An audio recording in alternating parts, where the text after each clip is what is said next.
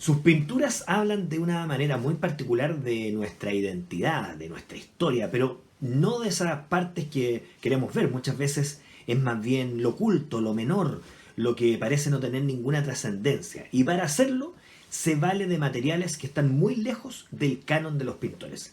Además de eso, para dejar muy claras sus ideas, o quizá para confundirnos aún más de lo que lo hace, se ha dedicado a hacer unas pequeñas películas. Algunas de ellas han circulado a través de redes sociales.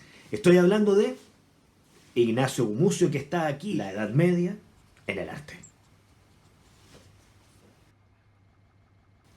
Ignacio Gumucio es pintor, pero sus materiales no tienen nada que ver con lo que usan normalmente los pintores.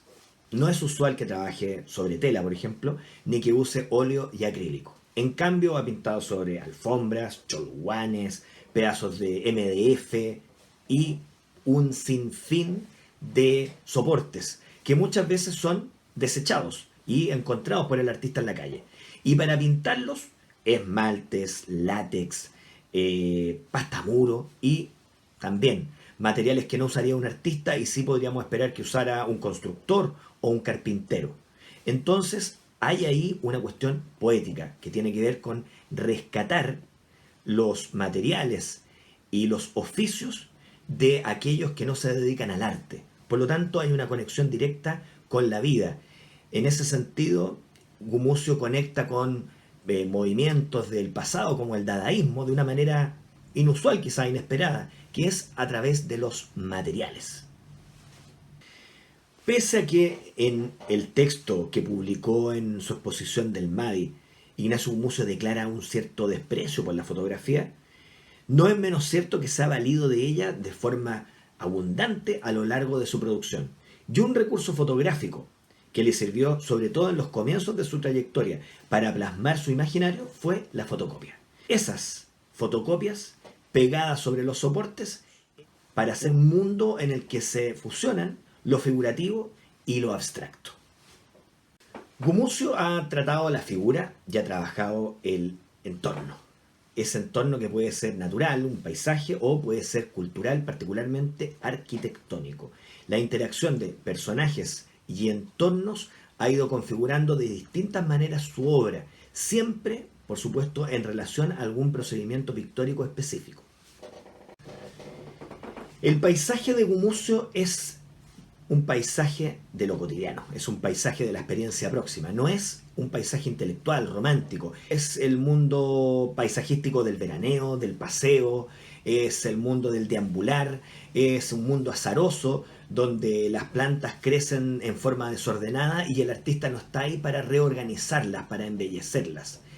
Entonces hay una coincidencia entre lo que el artista percibe en su recuerdo, en su experiencia próxima, y la manera en que lo registra a través de los muchos procedimientos que utiliza él en su pintura.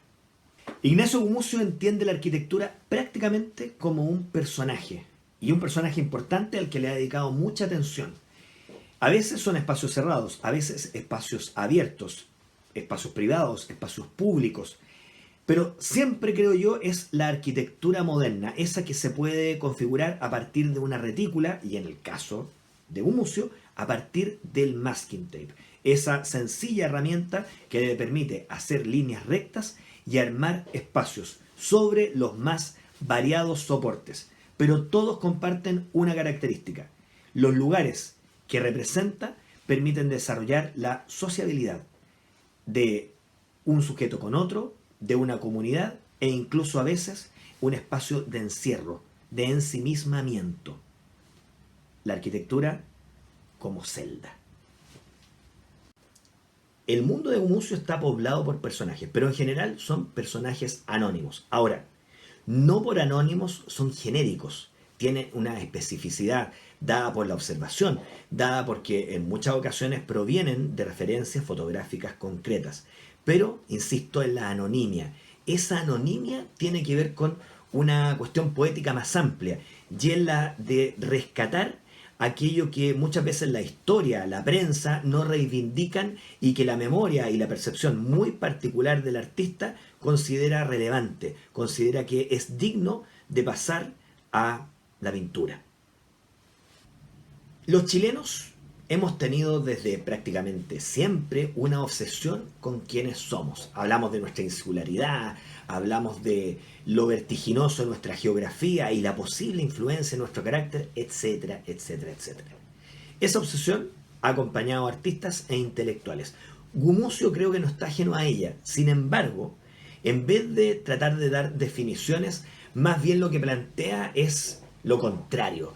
Es la imposibilidad justamente de definirnos. Creo que el tratamiento pictórico, la naturaleza de sus materiales, da cuenta, creo yo, de una cierta condición hechiza, fallida, no acabada, no resuelta.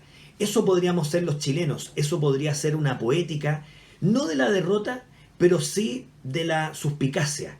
Creo que eso caracteriza la obra de Gumucio y se ha ido desarrollando a lo largo de toda su producción con diferentes énfasis y desde luego materiales y prácticas pictóricas. Según el propio artista, es desde el año 2008 que él comienza a realizar murales. Y es bien interesante el tema de los murales, porque en primer lugar, como todo en esta práctica, se trata de ocupar un espacio y rodear muchas veces al espectador con la pintura. Pero también es una posibilidad para el artista de dar rienda suelta a sus estrategias de asociación libre y a la multiplicidad de procedimientos técnicos y también a las iconografías con las que él trabaja. El mural entonces es un ejercicio que fuerza a Gumucio a expandir sus recursos, a desarrollar su imaginario y además en un tiempo limitado, porque generalmente estos encargos están desarrollados dentro de un marco temporal muy reducido y son expuestos además para luego ser borrados, ser destruidos. Entonces, lejos de la práctica muralística que se pensaba para perdurar y ocupar el espacio público, los de Gumucio son transitorios y muchas veces indoor, en el espacio cerrado de un museo, de una galería o de un centro de arte alternativo. Y con Ignacio Gumucio despedimos la edición número 12 de nuestra primera temporada. Esperamos que vengan más de la Edad Media en el arte. Gracias por habernos seguido.